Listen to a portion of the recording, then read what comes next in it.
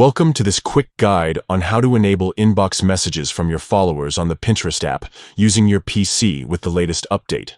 This feature is perfect if you want to stay closely connected with your followers and never miss a message from them. Let's go through the simple steps so you can activate this today.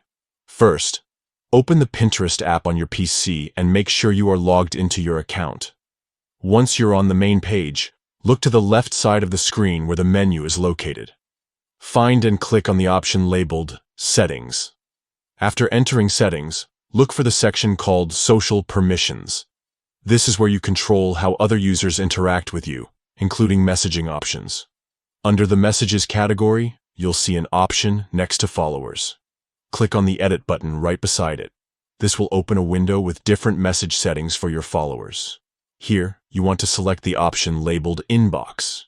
Choosing this means your followers can send you messages directly to your Pinterest inbox, making it easy to see and respond to them. Once you've selected Inbox, don't forget to click Save to apply your changes. That's it. You have now successfully enabled inbox messages from your followers on Pinterest using your PC.